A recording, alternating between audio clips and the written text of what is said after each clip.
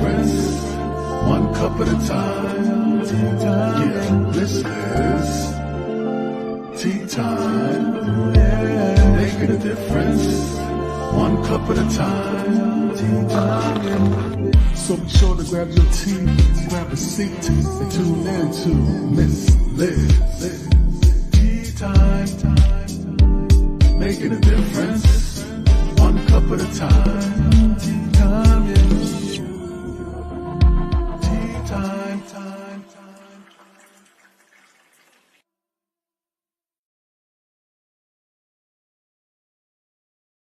Well, welcome to Tea Time. Miss Liz is back, and that's right. It is Thursday, and I have an incredible guest here. I was on his show a couple months ago, and now he's on my shows. That's what we do. We flip and we make incredible tea and pancakes together.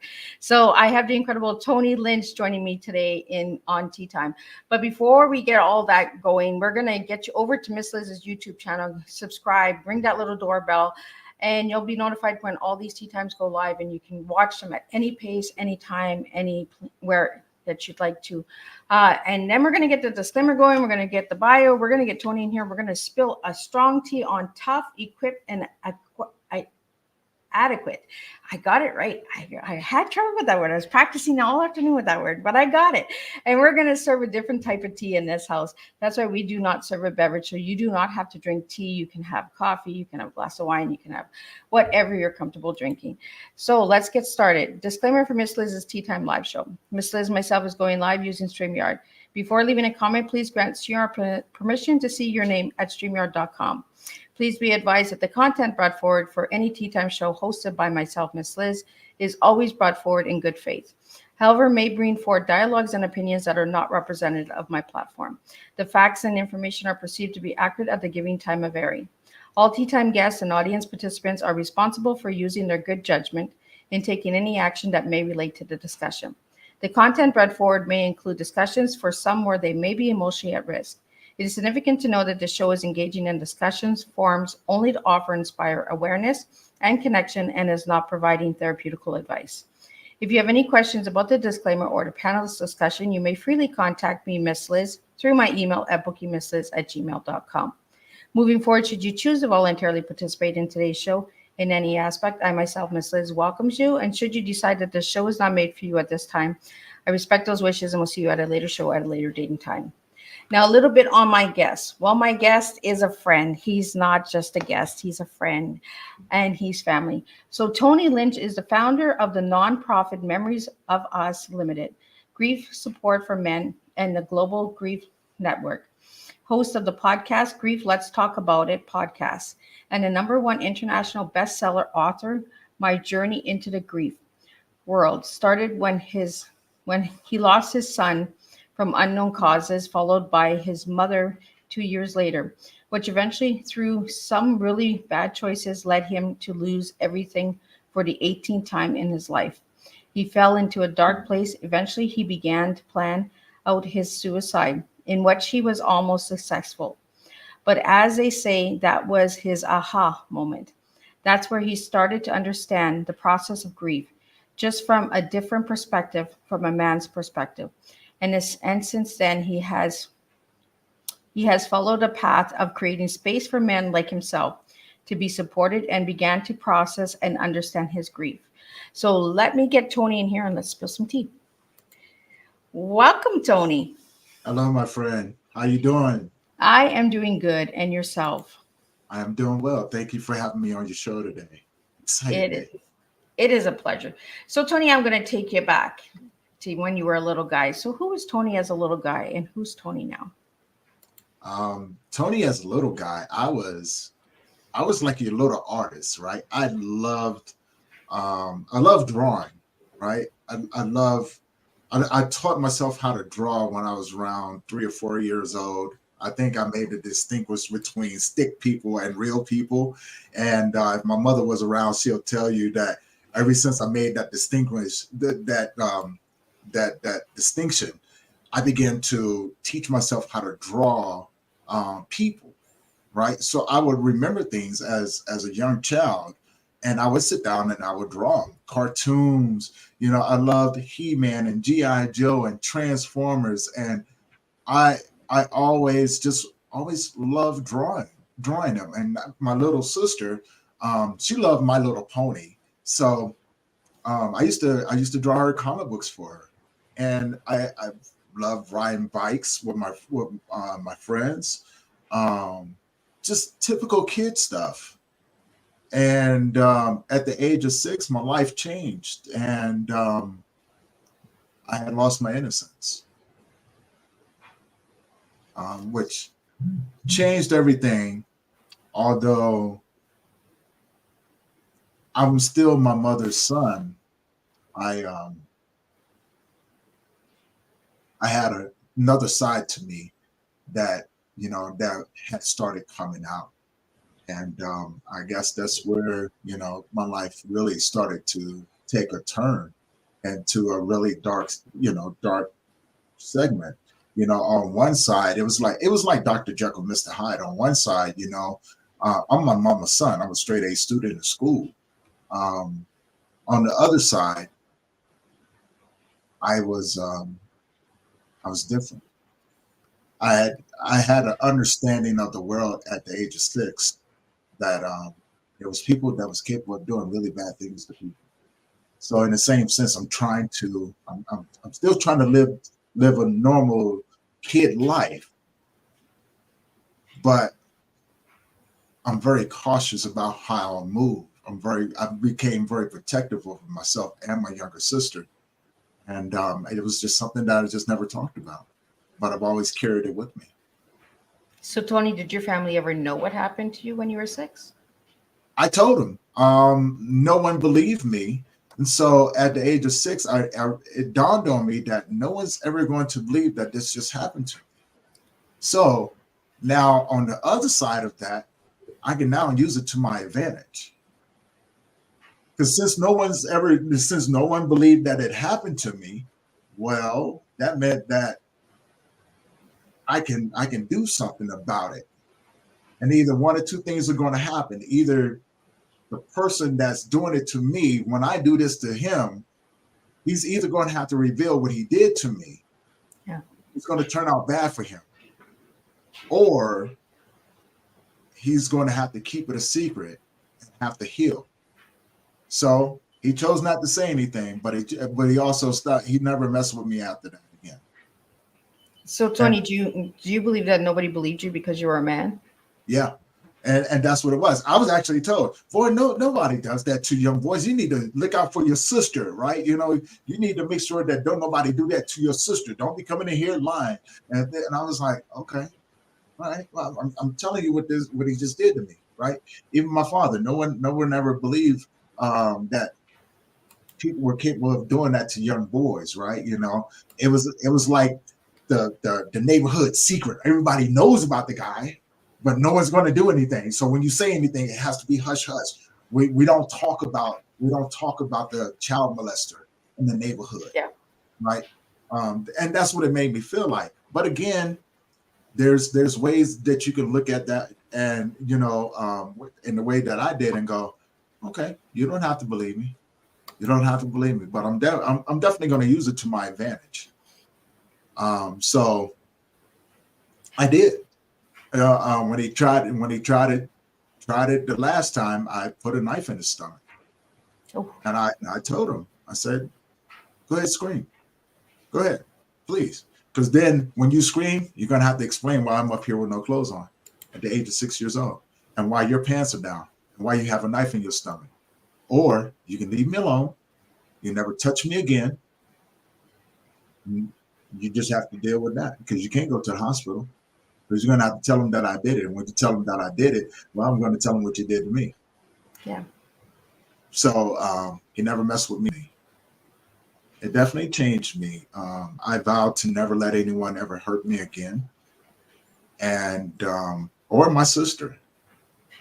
And I stayed true to that. No one ever hurt me ever again.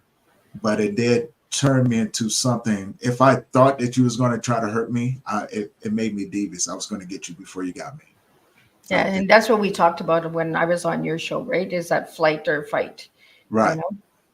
And I had no fear. I mean, when you've been thrown into a world where you can see people that are capable of doing bad things, you're going to have to learn how to survive.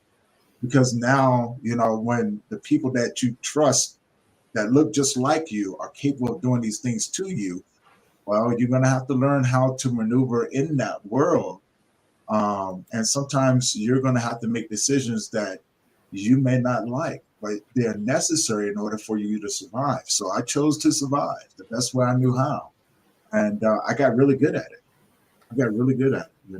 So as far as fight or flight, the flight in me was not there anymore. I just refused to run, and I figured if I stood up and fought, I can make people leave me alone. Yeah. I can build a reputation. People go, "Oh no, that dude, hey, that little dude will fight you. That little dude's crazy. You better be careful. He'll beat you with a brick. He'll hit you with a baseball bat or something like that." I was that kid. Yeah, I'll just hit me if you want to, and you was bigger than me. My mom always told me if you can't beat him, you better pick up something and hit him upside the head. So I did. Bust you right upside the head with a brick and keep it moving. Well, we talked about that when I was on the show, right? Is We I'm did. going to get you before you get me. I'm gonna get you before you get me, right? Because you got to remember when you're that tall, right? When you're that small and everything, and everybody in your world is bigger than you. What do you expect?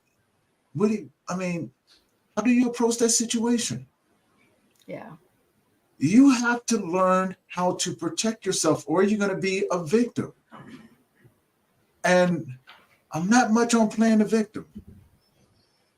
I'm not. So I learned how to fight. Luckily, my mother, she was a good fighter. So she taught me how to be tough. She nurtured me and raised me the best way she knew how. So I am very appreciative of those things. But there was damage done. There was definitely damage done, because you got to remember, when parents are raising children, there's no blueprint, and sometimes the oldest one is the one you experiment with the most. Yeah. And plus I'm a young boy, so in the eyes of your parents, I got to be harder on him, right? Yeah. And I'm a child, so needless to say, I got my butt whipped a lot, But we grew up in that time, right? Where Right, it right. was you go get your whip, and you want to make Oh sure yeah, you got to you go want to pick the make sure switch that off the it doesn't tree. hurt, right? You're like, oh, is that going to hurt me?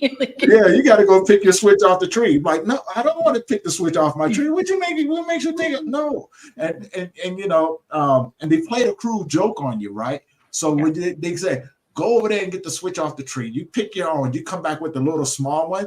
Well, what they forgot to tell you is that they already have one. So Yeah. why you gonna have me go over there and pick the switch that I want and you already have one? I feel like you set me up for failure. Yeah. Yeah, they always had one ready, and just in case you didn't pick a good one, right? They had that other one waiting for Yeah. you. So, And for some odd reason, was yours braided too? oh yeah, Okay, so I know I wasn't the only one. But like, oh, where'd you get that one from? That's nothing like the one I picked. yeah, Nothing at all, right? yeah. So now, So, Tony, I want to get into your tea. Your tea that you gave me was tough, equipped, and adequate. So, why those three words for your tea, Tony? well, tough. The life that I've lived was not for the weak of heart. The journey of becoming Tony, I had to equip myself in many, many ways. And in order to survive, but also to become the best version of myself. So, throughout your life, you have to equip yourself with certain things because of the different versions of yourself that you have to become Yeah. throughout the journey, throughout the process. And what was the last one? You gave me equipped. Well, equipped or adequate. Adequate. That's what it was. Adequate. So, in this version of myself now, working with men, adequate, it seems appropriate because I am in a space where I'm effective. and helping other men like myself. So adequate, yes, tough, equipped, and adequate. So let's get into that, Tony. How you became the founder of the nonprofit Memories of Us Limited. So how did that start? How did that come about? Uh, well, I'm a, it started. Well, the idea started after my son passed away. My son passed away in 2016, um, June June 16th is when he passed away of 2016. And as a father, I think that's where everything kind of started, and the doors began to open through a couple years of isolation, right? You know, because I didn't I didn't know what was going on. My world had changed. I had this whole complete idea that I was going to be with my son for the rest of my life, right? You know, to raise him, and then get him prepared to be out into the world. And when he passed away, all of those things were gone. You know, all my hopes and dreams of being a good father, and wanting to see how my son turned out, things like that. Those things were gone. Then shortly after that, my mother passed away 2 years after that, on July 25th of 2018, on my grandmother's birthday. And then from there, you know, the reality of my life, I'm an orphan in this world. And then the harsh reality of it was, I'm the last of my bloodline. There's Oh, nobody else after me. So when you have to look at those things, and I still have my younger sister, but my younger brother is gone. But my father passed away when my son was 6 months old. My younger brother passed away when my son was 9 months old. Um, and so with the compilation of all of those different things, you know, you tend to look at life in this truth. The reality of it is, I'm alone in this world. I have my younger sister, but when I leave this place, I'm still going to be alone. She can't come with me. And walking the path that I've walked has been a very, very lonely one. Very lonely. Everything I had to learn how to navigate on my own. I didn't have anyone to come and say, "Hey, Tony, you know, let me help you out with these things and this, that, and the other." I mean, I've had some pretty good people to come along to give me a hand up, but for the most part, it was just me.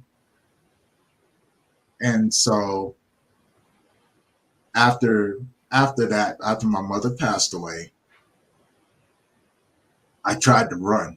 Didn't know where I was running to, but I knew I wanted to run. Right? You know, the flight or fight. Right? You know, right. I Yeah, want to you run away run. from the pain. Right? You know what I'm saying? And that's the only time in my life I can ever remember wanting to run away from something that I couldn't get away from. Yeah. And that pain, that deep embedded pain that was inside of me, just would not let me go. So what I did, I started, you know, I was doing online dating at the time. I was dating this girl. She lived out in South Dakota. I said, you know what? I just need to get out of Colorado. So maybe I'll move out here to South Dakota, you know, and start this life, you know, start over something different, and things like that. And I got out there, and 3 months later, I had lost everything. I had my own personal gym, started my personal training company. I had just left Colorado.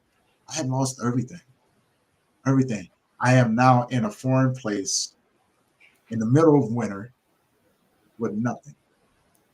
And now I have to get rid of everything that I have, all of my gym equipment, um, everything that I thought that I would need, you know, to have a good household. And I had to get rid of everything. All I had was my clothes and a couple of weights that I had saved. And then from there, you know, I drove back to Colorado, you know, with my tail in between my legs, not knowing what I was going to do. I just knew I had some friends that was like, "Come on back, Tony, come on back." their hearts were in good places, but the reality of it was, I'm a grown man, um, sleeping on other people's couches. That doesn't last too long. Yeah. Doesn't last too long at all. And their intentions was good, but the reality of it is that there's it's just a reality, you know. At some point you have to go, Yeah. right? Because if they have a family, you know, the wife is going to be looking at them like, why is he still sleeping on the couch? You know, and they have kids. Yeah. Now, I've never heard anybody or anything like that. And these people I've known for quite some time, but it's just the reality of it. So eventually I would have to jump from one couch to another couch, sleep in my car, right? You know, and sometimes I would just go sit down by the lake till I would have to go to work the next following day. And then, you know, take my paycheck and go get a hotel room so I could sleep in the bed, and, you know, and this whole time, no one knew. I was good at hiding that part of my life. And what ended up happening is that I was so tired. I was so tired. And I couldn't explain the tired. And I thought to myself, yeah, I want to do it. And see, when you go from a place where you see so many things happen, you have this interpretation, like, you know, at some point, you know, at some part of you, you're afraid to take your life, right? Yeah. That fear was not there anymore. I just said, you know what? I think the world would be a better place without me. I wouldn't have to go through the things that I'm going through right now. I wouldn't have to try to figure out, well, my life has fallen. So I began to plan out my suicide. And I did it in such a way no one knew what was going on. I was able to put on this mask. And at that time I was working out and looking good and everything. So people never asked me how I was doing, right? You know what I'm saying? No one ever asked me. So I was like, all right, you're not gonna ask, I'm gonna keep this up, right? You know. And so what I started to do, I started playing 3D chess with my friends. You know, I had friends that would call me up on certain days. Tony, how you doing, man? Doing good. So when I started realizing what they were doing, I stopped answering the phones on the day that they would call me. Oh, okay. Right? You know, I stopped. They go, oh man, do you want to go fishing or something like that? And if it was on the weekend, nah, man, let's go during the week. So they got used to me going during the week. They got used to me not answering the, you know, calling them during the week and not on the weekend. So when I realized that I had a consistent opening on the weekends, I said, I got my opening. So I had told myself I had packed up a few clothes, went to work, and I had my bag in the back of the car. And people's like, "Oh man, we're gonna see you Monday." And this, yeah. And I took off, headed up to Utah, and I drove up there, got myself a hotel room that night. The next day, I went and fished at the river, and, you know, pretty much said my goodbyes, asked for forgiveness, you know, for what I was about to do. No one's going to be looking for me, right? Yeah. You know, they're not going to be looking for my vehicle. I just paid up my vehicle for like the next 4 months. You're not going to come looking for it, right? If it's not a delinquent, what you going to come looking for me for, right? Yeah. I just self this gun, this 45, and I bought myself some hollow tips and some hollow points, and I said, you know what? If you're going to do it right. Right? Do it right. You know, don't half step. Do it. Okay, cool. So here I am. I'm up there, and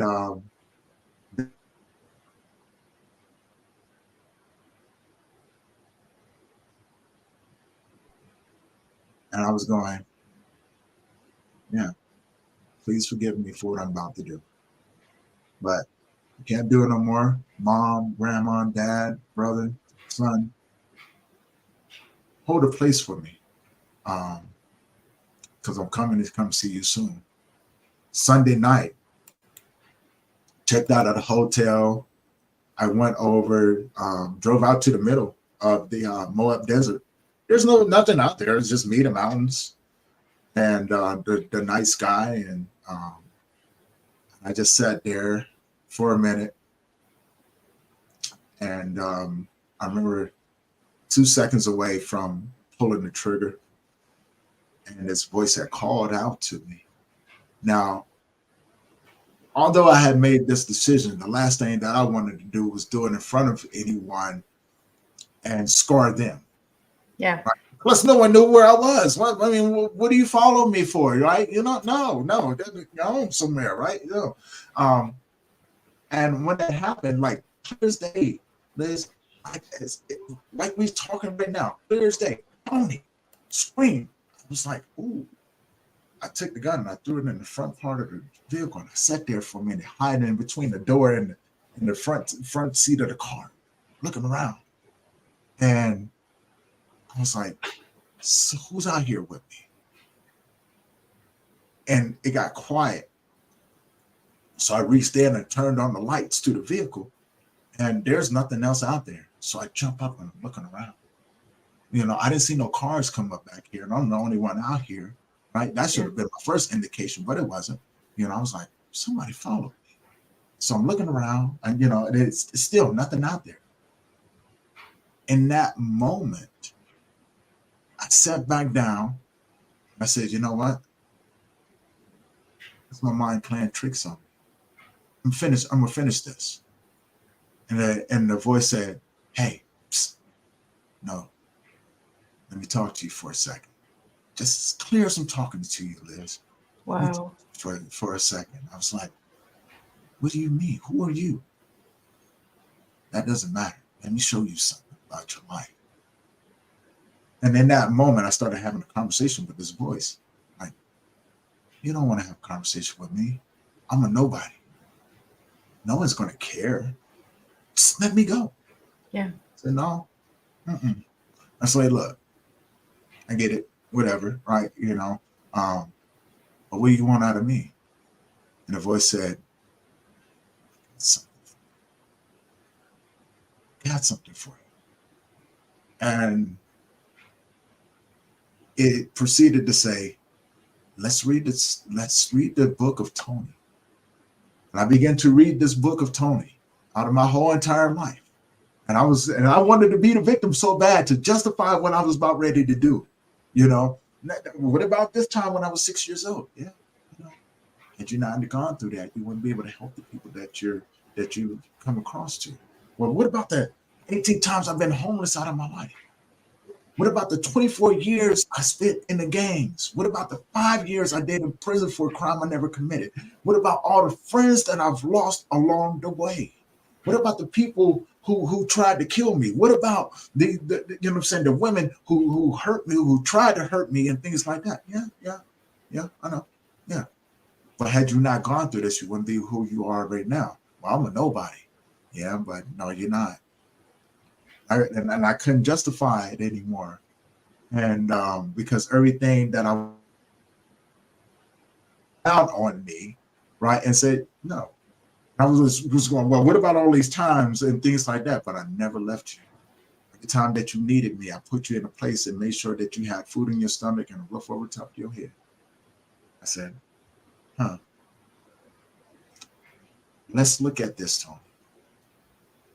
And I began to dig deeper inside of me. That's when it dawned on me. It was my gift. My gift was talking to me. It was letting me know that everything that I had gone through was leading up to this moment and identifying itself to me, making itself known. And then all of a sudden, it's like a computer, right? You know what I'm saying? A computer. I began to, it's like all of this stuff downloaded on me. I was like, what is this stuff right here? And then instead of thinking of taking my life, I'm going, I need to go back to Colorado. So I drove all the way back to Colorado, right? You know, and I'm driving and all of this stuff is coming through. And I remember going over to my buddy's house and I was sitting in this garage and I was like, man, I need to go get some help.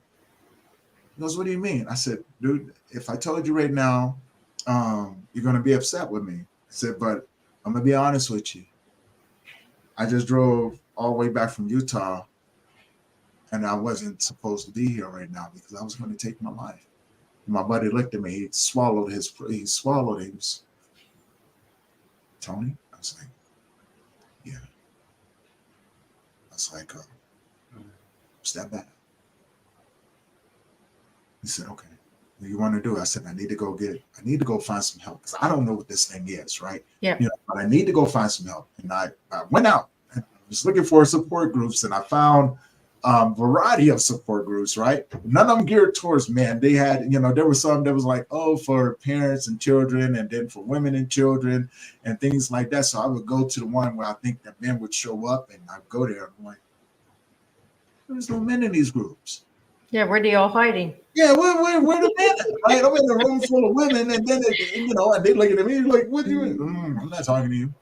Not doing it." It dawned on me, and I would leave, and something said, "Do you get it now?" Yeah, there's no men in those groups. There's nobody in. Right? And they said, "No. Do you see the other side of it?" I go, "Yeah. There's no men in the groups. You don't see it just yet. Let's go to this other group." I go to that other group. Same thing. There's no men. I walked out of that group. I said, I see it now. I get it. What do you get? There's no men in the groups because men aren't going to talk around women. Why? Then it dawned on me again, because we're providers and protectors. And that began that journey of understanding. And I said, you know what? I went back to my buddy's house, and we were sitting around. I was pacing around his garage, and I'm like, I couldn't let this thing go, right? And I told my buddy, I said, you know what? I'm going to start a nonprofit. He goes, oh, yeah, what are you going to do? I said, I'm going to start a nonprofit to help men like myself. Then I argued with myself for the better part of 9 months after that. I was like, I'm not doing it. And the voice just wouldn't let me go. Tony, do it. And I was like, and my heart wouldn't let it go. It became this pull. I was like, no. It was like smacking it. Get off me. Get go somewhere. Right? And that's what I'm going somewhere, right? But I couldn't let it go. I could not let it go. I didn't understand it. But I knew I couldn't let it go. And then I made the decision. I started making phone calls because I've never done anything like this before. I've never started a nonprofit. What do I know about doing stuff like this, right? So I made a phone call, and the guy asked me some questions. And I was like, well, I don't have any of those things, right? All I have is this idea. He goes, well, you call me back when you got a working nonprofit without a 501(c)(3). I stopped and I was like, hold on, let me get this straight. You want me to build a nonprofit without actually having a nonprofit? Is that what you're saying? He goes, yeah, that's pretty much what I'm saying. I said, okay. So I stopped and I was like, this man is out of his mind.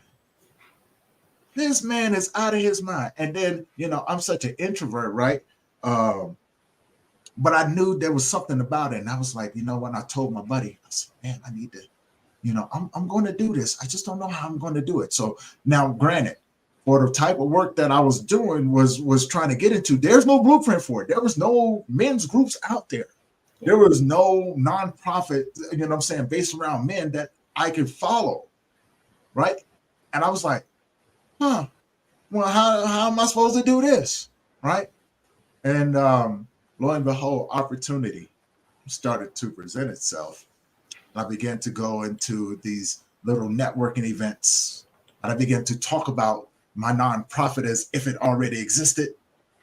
And then I began to just speak this language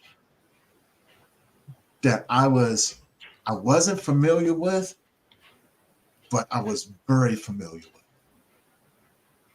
Right. And what I mean by that is as if the language is already in me. And it just flowed out of me. although I couldn't tell you where it came from. I knew how to hold space before I even knew what holding space was. I knew what mindful, I knew how to be mindful even before I knew what being mindful was. I knew things that I could not explain to you. And so now these opportunities are presenting itself, and I'm going to networking events, I'm going to seminars, and then I got connected to FOTI, Family Leadership Training Institute, and I began to go there, and I just began to just speak as if this nonprofit already existed. And and people's like, "What is that?" I was like, "It's a men's grief support nonprofit." And Memories of Us was born through that. And all I knew is that this vision that I have to follow it. And I began to walk that path. I messed up pretty good too, I did. I messed up pretty good, but of course, you're not going to be good at everything. Appreciate you, Adam. I definitely appreciate you. You're not going to be good at everything, right? You know what I'm saying? Coming out there. I mean, you may have an idea, right? You know what I'm saying? That you're going to be perfect, but you're not. That's just the reality of it was. And I fumbled pretty good, but I fumbled into the position that I was going into. And then, to make things even a little bit more crazier, I was like, man, this information, I'm gonna get my certifications, right? Because if this is true and this is really what I'm supposed to do, it's going to reveal itself. So the first thing I did, I got my peer recovery coach certification. I went straight to the test. I said, I'm not reading no book. I'm not reading no book. No. If this is real, you know what I'm saying? I don't need to read. I just need to do. Read no stinking book. Who needs some blueprint? Who needs a blueprint to put this thing together? I went and took that test, and I aced it. Couldn't tell you where the information came from. And then I said, I think I'm going to get my suicide intervention certification. So I did. I went online and I found this certification program. I said, I ain't gonna read no book. If this is for real, you know what I'm saying? Because I don't know where this information is coming from. If this is for real, then it shouldn't have no problems with passing the test. Yep. So I went straight to the test and I aced it. I said, oh, I think I may be in trouble. This is a little bit more than what I actually thought about, right? So then I said, you know what? I'm gonna do something different. I'm going to take my mental health first aider and get that certification. And they did. And I got that one too. I said, no. Did you read the book? I didn't read the book neither. I was like, no, I'm not reading the book, right? But this information just kept pouring out of me. I was like, well, this makes sense. This makes sense. This makes sense. Then I aced it, right? And I was like, whoa, I may be in a little bit of trouble because I may just be a little bit crazy, but I may just be a little bit smart too, right? And so now I said, you know what? I'm gonna get my mental health certification. Not gonna read the book. I went and got it. I got that one. So then this thing called grief kept popping up. Now, mind you, I know nothing about grief, nothing whatsoever. I just know what's been downloaded into me that's been tugging on my heart and pushing me in these different directions and things like that. And I said, you know what? I'm gonna get my grief educator's certification. And I did. I pondered that one for probably about a month or so before actually doing it. But then I finally did it. And I got it. I was like, okay. I said, God, what are you trying to show me? And then I started just pondering a little bit. I said, well, you want me to work with men. If they're anything like me, this is going to be impossible. So at the time I was going to church and people kept telling me, man, it's going to be hard. Tony, men don't talk. Tony, you may not be successful at this, but you may be successful at something else. So then I started talking to other people who had tried who had tried these things and failed, but had been redirected into their own path. I was looking, I was like, I don't know. So we have a question here, Tony, from Adam. It says, I have a question. What's the difference between mental health in youth when in school compared to mental health in youth in the football world? I would say that there's not too much of a difference. When it comes down to mental health in schools and things like that, you have to look at the environment that they're in. They're in a learning environment, whereas one is more of a competitive environment. So, you know what I'm saying? The mental health, honestly, when it comes down to mental health in both of those, there's really not too much of a difference. It really isn't. One is a more competitive walk, and more is the stress of wanting to do good in school, right? You know what I'm saying? But unfortunately, these days in school, they've made it easier for kids to not have to compete for the grades.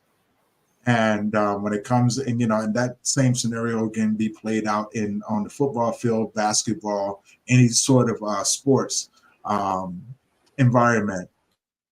There's really no competitiveness in it. Everybody gets a trophy nowadays. So what ends up happening, you have to go to outside of that environment and look at the people that they're around. You have to ask the individual in the youth, especially if they've been bullied or they coming from a household where, the parents are abusive or alcoholics or drug addicts and things like that. So those things do play a factor in it. And youth have a way of showing their cards. And you, as an adult, have to be able to read the signs. But also, if you come from a place where you struggle with your own, look outside of yourself and ask yourself, is this familiar? And if it is, it's something to explore. It's something to be concerned about, right? Because what's happening now exactly. So you have to look at that, Adam. If you used to be a bullied a lot, which turned you to a point and you attempted suicide, imagine your youth in those same situations. They're going to pretty much the same things. You have to look at the points of where you got to that point and being able to look at it from the outside, looking in to the people that you're around. So, Tony, I want to kind of take what Adam put in there for the football, because grief and mental health is like a football game, mm-hmm. It's like the quarterbacks and all of that, right? We're on the field and we're fighting this battle. Who's going to win it, right? Who's going to get that touchdown? Mm-hmm. So if you had to describe your grief as a football game, how would you describe it?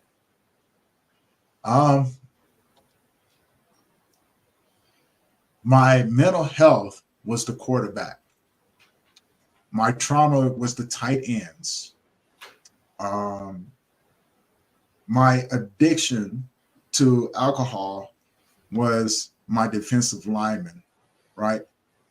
So in the same sense, my grief was the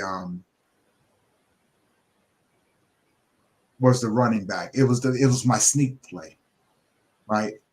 It was the one I never expected. Yeah. It's that one thing. And so what ended up happening is that my trauma and everything is trying to protect me from the things, you know what I'm saying, to keep me from falling apart. Yeah. And what ended up happening is that my mental health said, hey, grief, here's the ball. Go up the middle. We got you. Yeah. Now, my grief went up the middle.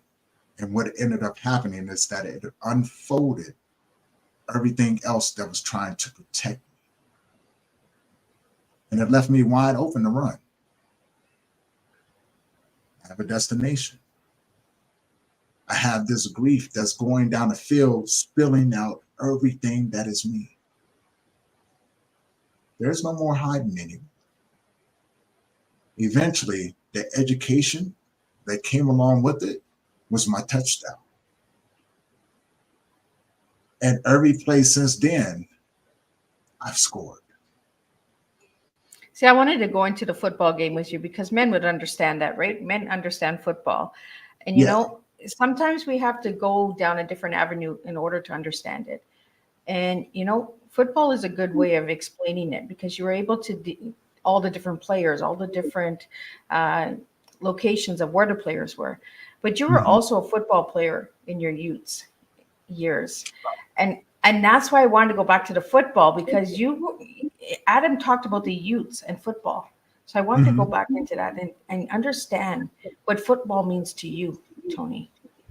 Well, it wasn't football, it was martial arts. Oh, Yeah. So okay. Well, then I got the wrong Tony Lynch. no, it wasn't football. I mean, I did play football, but I mean, I wasn't the basketball player or the football player. I was martial arts, mixed martial arts, and boxing. So I can use it from a better analogy coming from that perspective, right? So, say for instance, and I'm gonna use this now this MMA analogy when I was fighting, and hopefully people can kind of follow along with that. Imagine being a fighter, in a ring, and the person that you're fighting, you can't see. You're throwing everything that you can, elbows, knees, headbutts, jujitsu, and everything. But every time you grab him, he's gone. Every time. You know what I'm saying? But every time you turn around, he's getting you too. This thing is whooping the crap out of you, right? Until you get to a point to where you're ready to tap. Ready to tap. You're telling the coach, throw in the towel, man. I'm battered, beaten, and bloody, and I'm not going to win this one. And the coach says, hey, man, wipe your head. You got a little bit more left in you. And you get up, and you realize that the person that you're fighting is yourself. It's your inner child. It's everything that you've ever gone through in your whole entire life that's begging you to come back and pick it up and begin to heal. So if I would have to put it into an analogy, that would be the analogy I put it into. Sometimes you have to know when to slow down, and come up with a different game plan. You're not going to win every fight. Not going to win every fight, but you can win a war. And what I mean by that, some fights you have to go within yourself and you have to surrender to the fight. And what that means is that you have to look at your younger version of yourself and become the comforter that you needed when you were going through it. So you're not gonna always win, those fights and everything. You're gonna get your butt whipped a few times going through it. The key to it is knowing when to sit down, knowing when to stand back up, right? And not expecting people to come save you. But you can be that for yourself. So Tony, you wrote a story in an anthology. Do you want to tell us a little bit about that, your chapter in that book? Oh yes. So I co-authored a book, and it's called My Hardest Battle, or my deepest, my biggest. Yeah, go ahead. It's called My Hardest Battle, My Unseen Blessings. Yes, My Hardest Battle. See, I wrote the doggone chapter, and I can't even remember it. But I have the book over here. It's the Relentless, Volume 1. So last year, I was approached by a friend, Nelson Beltajar. Big shout out to him. Thank you for the opportunity to be able to co-author this book with so many amazing people. And he goes, man, I think your story is going to be amazing. Let's put it in there. He goes, and I got several stories, right? And then goes, which one you want to do? And I started shooting him stuff. And he goes, man, we could, what about, I was like, you know what? I want to talk about the loss of my son, because that was my biggest battle, but also my unseen blessing. Because had I not lost him, I don't think I'd be doing the work that I'm doing today. You know, so through my heart, my deepest pain, I found my blessing. So I wrote this, and gave him this chapter. I've never written a book before. Who would have thought? You know what I'm saying? Tony write a book? What? No, right? This is crazy. Way outside of what I thought I was going to do. And so we wrote this. I put that chapter in there. We launched the book, and we get the notification that morning, and where Nelson reached out to us and it's like, hey, we're now Amazon best-selling authors. And I remember laying there, and I was telling my girlfriend, I said, wow, I'm an Amazon best-selling author. Holy crap. Huh? 2 hours later, we get another message. Hey, scratch that title. So I'm thinking to myself, what done fell through? Right? What just happened? They made a mistake. Oh no. Right? Did somebody make a mistake? Oh my God. Okay. So now I'm trying to think to myself, how do I backpedal out of this? Right? How do I tell the girlfriend, like, yeah, no, it didn't make it, right? It fell through. He goes, you guys are now #1 international Amazon best-selling authors. This is your new title. Own it.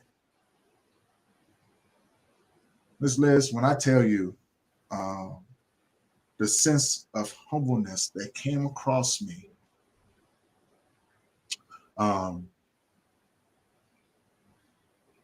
it was truly amazing. I'm just a nobody from Virginia. I'm just a little poor boy from Virginia that just wanted to do something to help some other people. That's all, right? I'm not, look, I just wanted to help other men like myself, and now I'm a #1 international Amazon best-selling author.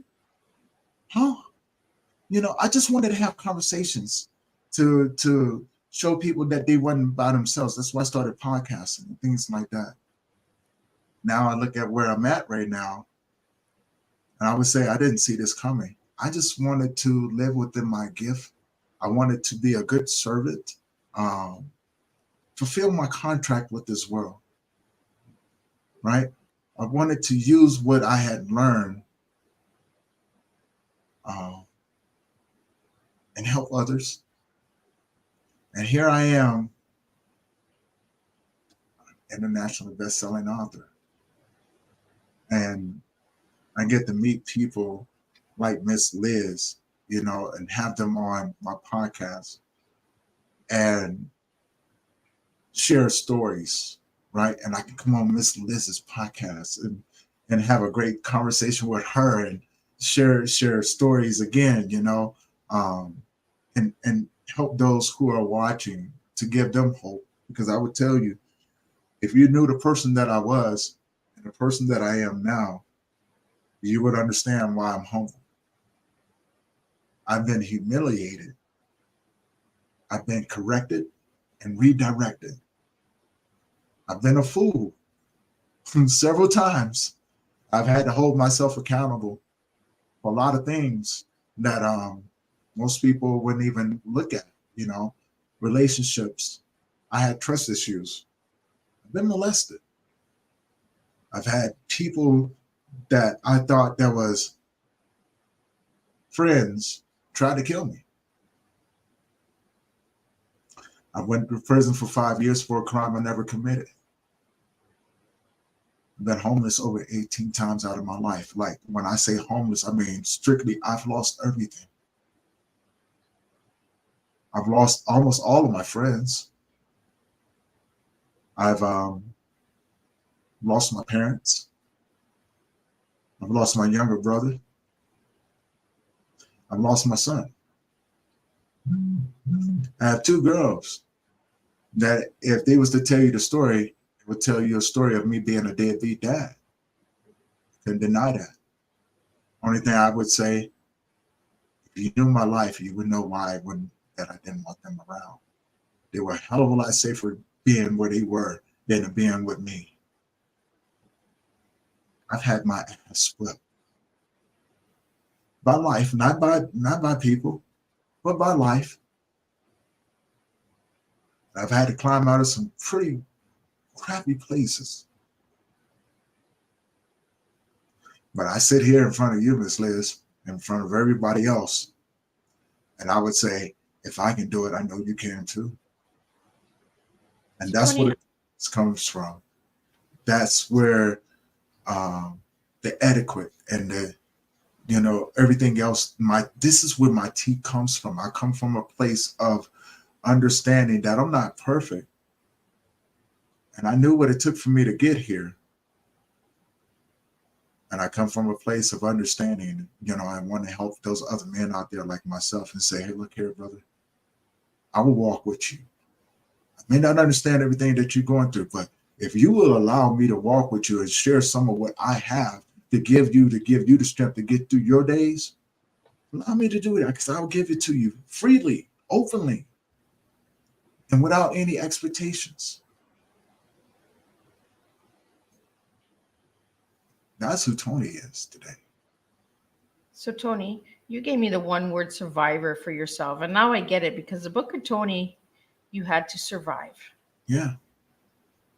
So what has that taught you over your lifespan about surviving? Surviving is a temporary version of yourself. And what I mean by that, life will throw challenges to you, put you in situations to where you would have to adapt. Survive. You have to survive, right? And as a man, we know this word all too well. Now, when you come from a background the way that I do, that's all you know, right? You don't see the other side of life, things like that. Surviving means that I have to become a version of myself that you may not know. But it doesn't matter. Because if I don't survive, I'm going to die. Yeah. Because everything and everyone out here around me, if I let down my guard, it's going to kill me. It's going to take me out. Now, I can give up. Like so many other people did. And I wanted to, and like me, so many other times. Or I can take and look at the world and say, I want something different. I'm too tired to keep running. And I'm too old to keep fighting. So I need something different. And if I can't have something different, then take me. And then I realized that survival that was in me, there was another version of Tony in there.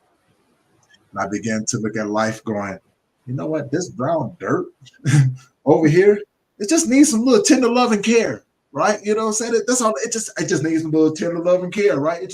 I need to till the dirt for a little bit. I need to throw some fertilizer in there, maybe plant some grass seeds. See what I was doing? I was looking at the other people. I was looking at the Joneses with their well-cut yards and their green grass and all of those different things, but I wasn't looking at myself. So the survivor in myself was waiting to be born into the Tony that I am today. And that survivor began to go, there's no more need for this. Let's take some time. Let's breathe. Let's learn how to grow some grass, Tony. And what that meant was I became the version of me that you see now. So that I went from survivor to thriving in a world that I felt that was trying to kill me. And in many cases, it was. Now I just live. So Tony, what final message do you have for the men out there?